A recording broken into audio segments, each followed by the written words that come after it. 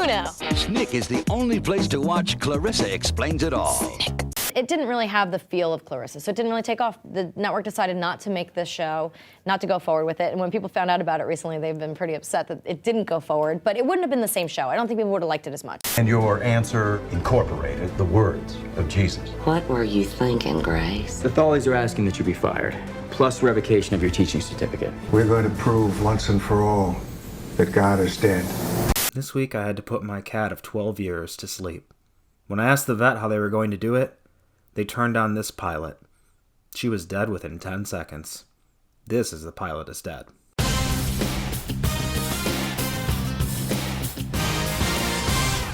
Hello, welcome to The Pilot is Dead. I'm your soy boy host, Matt Dressel, and every other week we take a look at a show that didn't quite make it past that crucial first episode. This week we're traveling back to 1995 to check out the CBS pilot Clarissa Now, where I'm guessing the pitch was, what if we made Murphy Brown for idiots?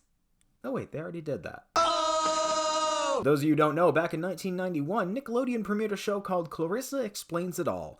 Melissa Joan Hart played the titular character. And if you giggled at the word titular, just remember that Melissa Joan Hart was 15 at the time, so that basically makes you a pedophile. Well, why did you come here, though? Help me to understand.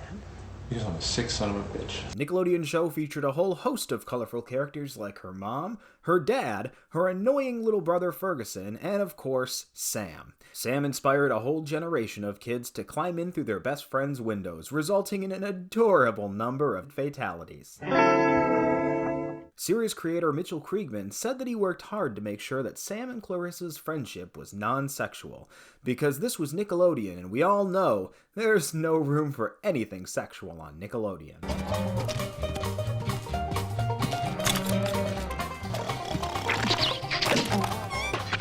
Whoa!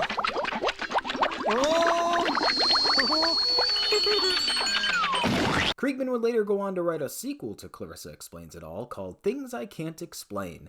Fans of the show were pleased with the book, but this is the internet, so of course, people had their opinions. The reason I liked this show was Clarissa interactions with the other people in her inner thoughts after the encounter. I wouldn't recommend reading the book unless you need to know what happened to the Darlenes. In the book, Clarissa Darlene's a journalist. Her parents are getting divorced, and we get the thing we've been waiting years for.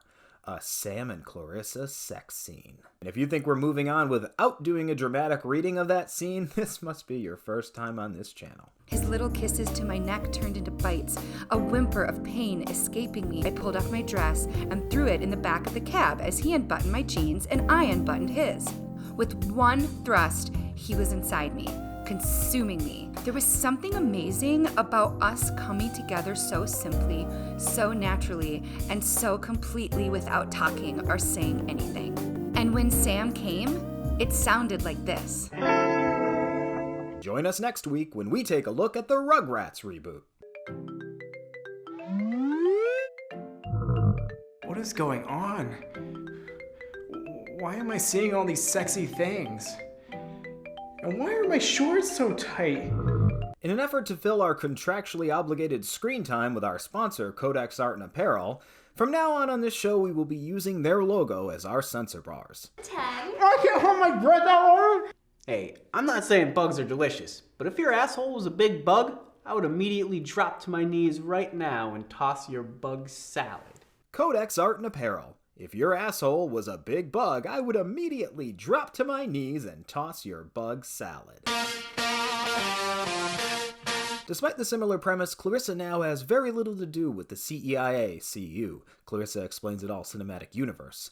Creator Mitchell Kriegman had very little to do with the show. You know who else wasn't involved with the show? Anyone else who worked on the original. That's right, the mom, dad, Sam, Ferguson, all gone. Not a single mention of them.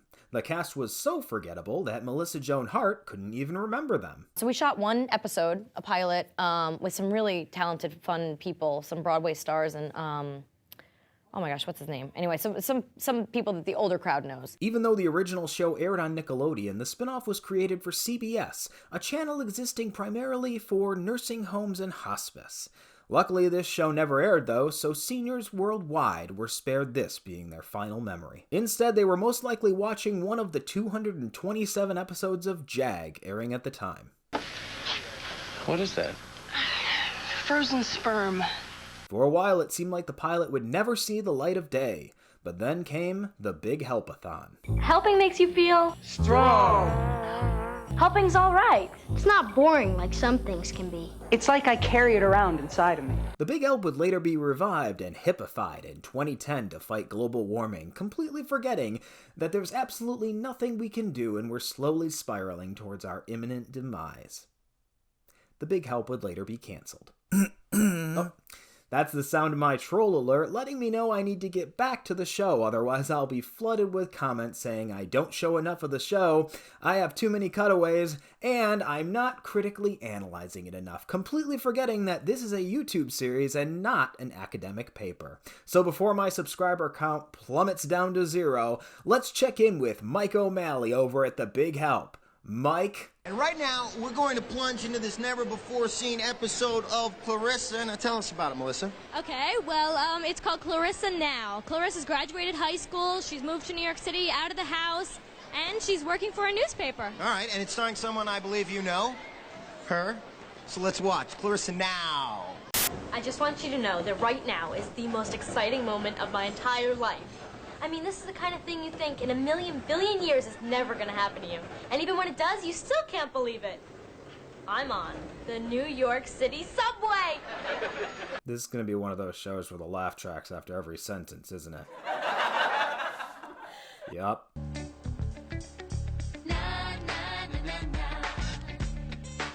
CBS's tactic here was to trick old people into thinking they were watching Frasier. So Clarissa shows up for her first day as an intern at a big city newspaper. Excuse me, I'm looking for the city editor. Okay, I know this video was old and fuzzy, but what the hell was that guy supposed to be doing and why was it funny?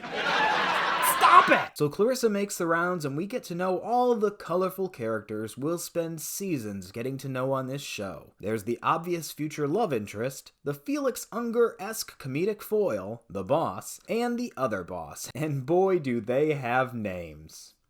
They also suck at their jobs. What are we leading with? The president's trip to Moscow or Brooklyn baby born with full set of teeth? Do we have a picture? Okay, here's the headline. I'm not breastfeeding this one. Ugh. So Clarissa's trademark enthusiasm is too much for her fellow employees and they begin to see her as a threat.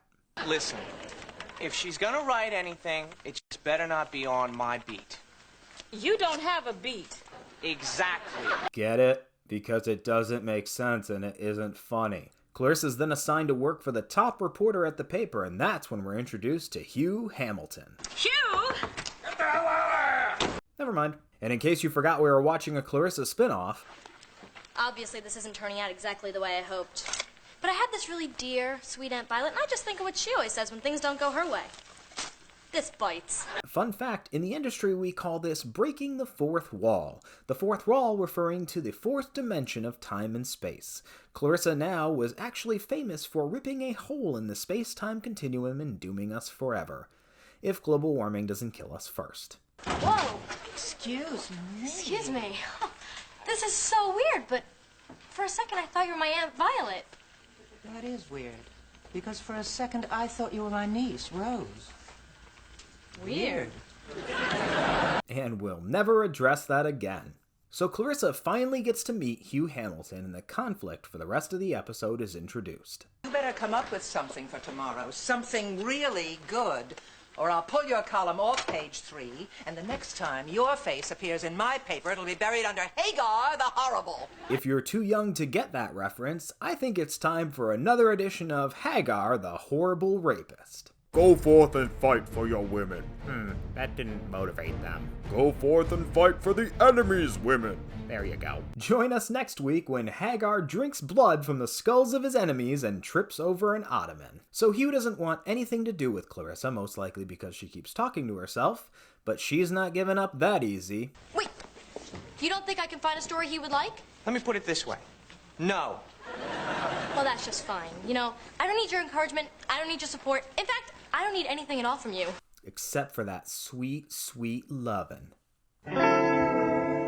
So Clarissa goes out and gets some stories for Hugh. Up first, a crossover with the adventures of Pete and Pete. You You sell hot dogs from a pushcart, 45th and Madison.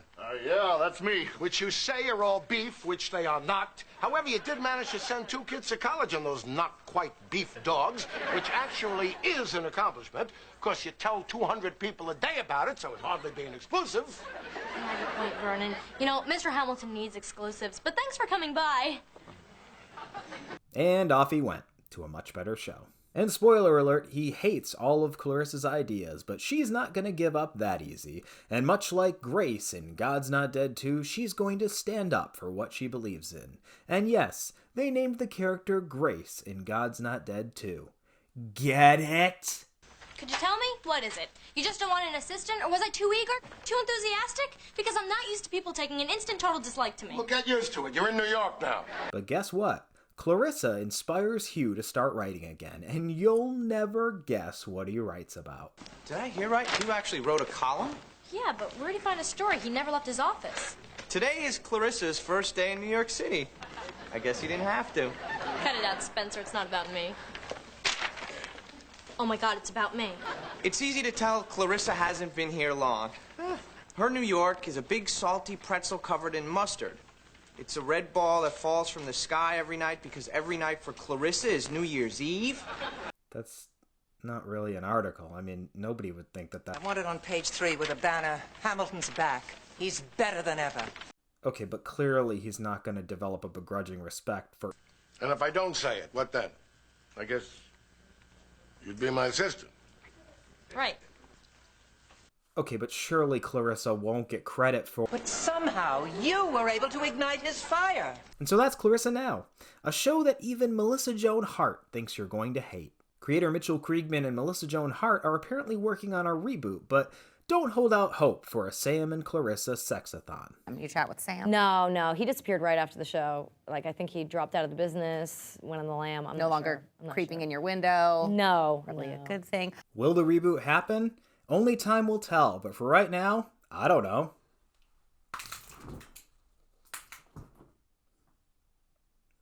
See you next time. Clarissa, Clarissa, Clarissa. Clarissa, Clarissa, Clarissa.